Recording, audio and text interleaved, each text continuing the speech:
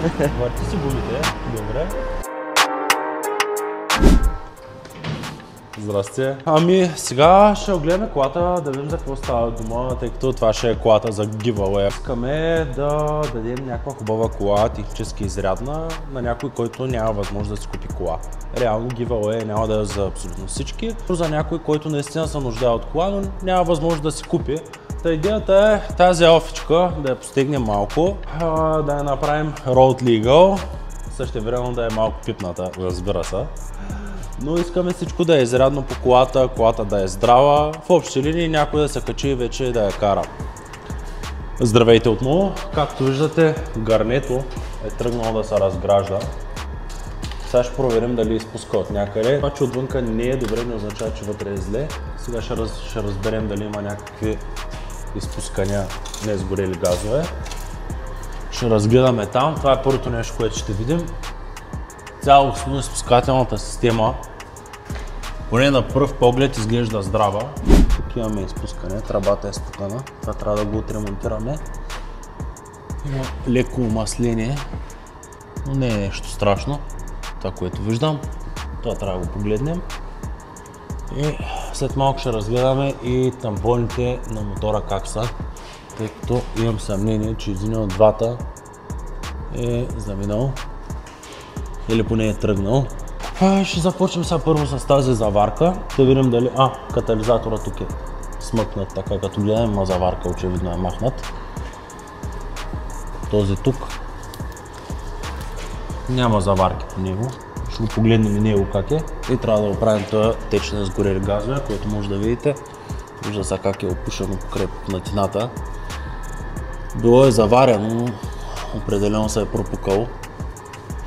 Това ще го възстановим, все пак да не мирише вътре, не изгорели газове. Добре, значи идеята е тук е следната, тук го изрязваме. Някъде тук ще се пада на крайника. Тук ще се подбива марината и тук ще го запечатаме, за да спрем ръждичката, защото тук ръждичка очевидно има.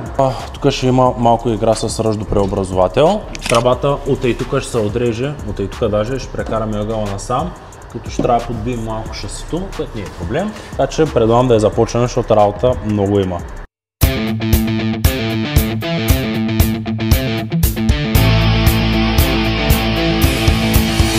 Сега тук част от шасито също ще бъде изрязана, за да може да има къде да вкараме самия на крайника, като последствие ще трябва да бъде заздравена, за да няма никакви проблеми с самата кола.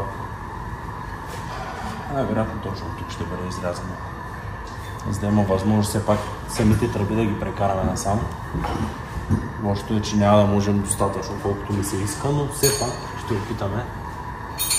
Или другия вариант е да опитаме да подбием тази част нагоре. Да, за жалост тук няма много възможност. Няма голямо поле за езела, тъй като тук е един от носачите. Но да се надяваме, че това разстояние тук ще ни стигне. Сега наистина тук ще е най-добрия вариант, ако имаме как да подбием, за да приберем тази част, тъй като все пак това е структурната част на колата. Не че няма да го направим здраво, но сякаш по-добре да не го правим. Какво мислиш? Съгласен съм. Да, абсолютно. Така ще трябва да видим някакъв вариант, който да го подбием, ако успеем да го съберем два пръста нагоре и вече тръбата, която идва към накрайника, тя да е сплескана, за да може максимално да се прибере, т.е. да не променям много клиренс в тази част на колата, ще е супер. Аз така го виждам. Два пръста перфектно ще стане. Ами горе-долу толкова според мен можем да го приберем навътре. С крикове и малко чукане. Мисля, че ще влезем навътре. Сега следва да махнем гарнето, което ще го ползваме за други части по изпускателната система.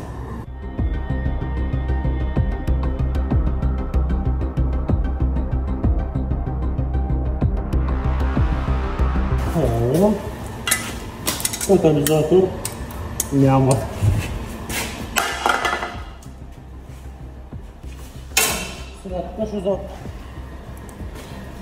Тук сега ще заварим тръбичка. Идеята е, че не махнахме първо крайното гърне, за да можем да запазим положението, в което стоят тръбите като цяло.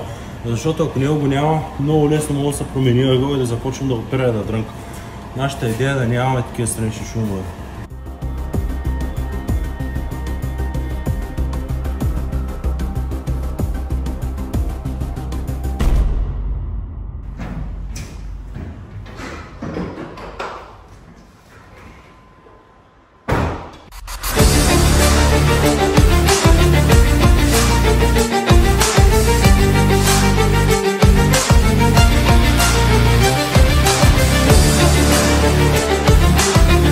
Здравейте, джигити! Както видяхте, качихме алфата на Диностенда и се оказа, че файла е оригинален, като постигнахме резултати на заводския файл от 108 коня и 261 нютона.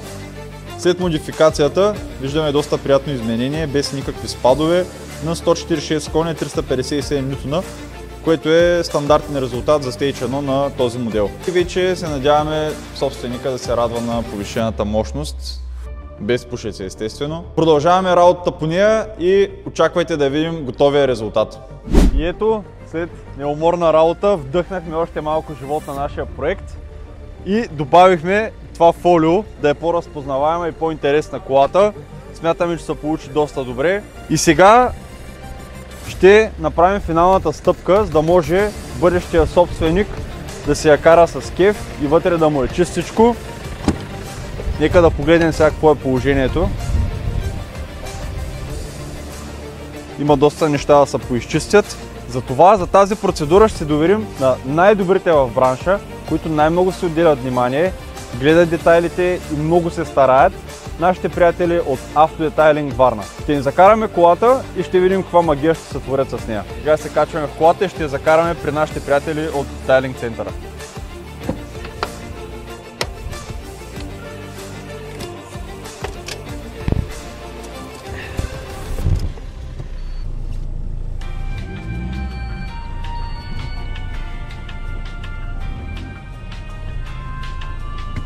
Ами, тук сме, пристигнахме. Доста е бърза колата, след тунинга успяхме да пристигнем за не повече от секунди. Здрасти! Здрасти! Как сте? Ами, работим както виждаш, както обикновено. Какво те води? Така, по същество имаме този проект, който сме го направили. Стигнахме до най-важната част. Една от най-важните части и то е детайлното почистване. Какво мислиш за колата? Можеш ли да й хвърлиш едно око и да кажеш какво мислиш по въпроса? Дали ще може да я направим? Нека да я погледнем.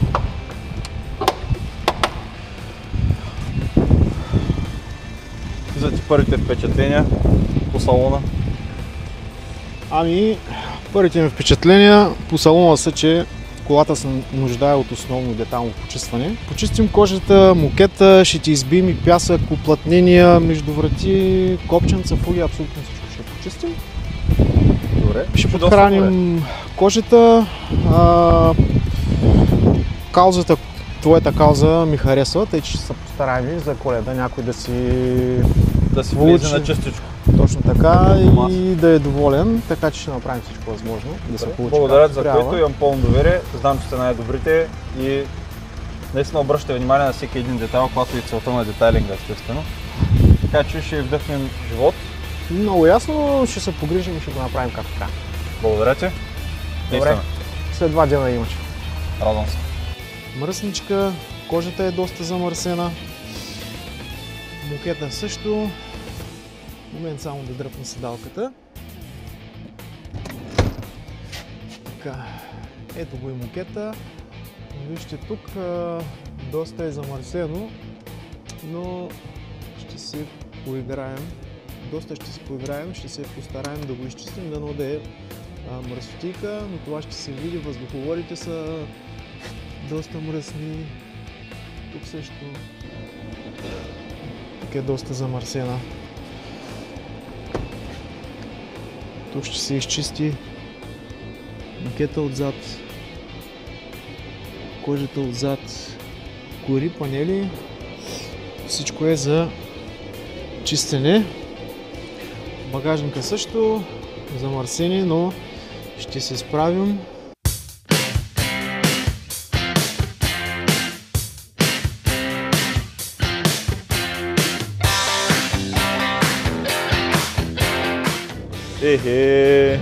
Тя много добре стана, бе. Я да видим как е отвътре. Постарахме се, възможно най-добре. Браво, браво. Нищо общо няма. Супер. Това да покажеш малко. Да видим каква разлика има от преди. Той виж просто седалките и тя като нова. Аз направо ще я запазя. Да не я пускам на giveaway.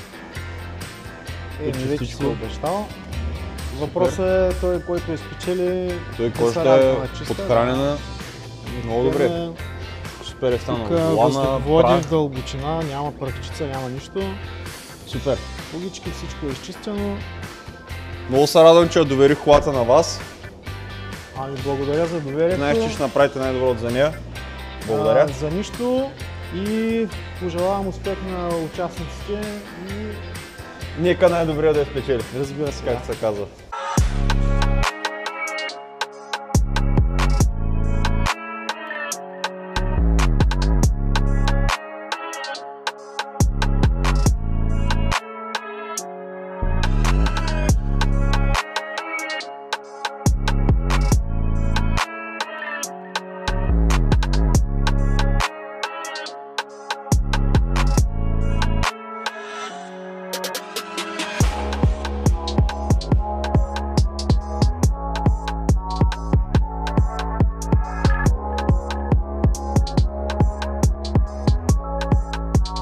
Всеки, който иска да се възползва в бъдеще от техните услуги, да има детайлно почистена кола, може да заповяда в Автодетайлинг Варна и да се наслади на ефекта, който ще получи.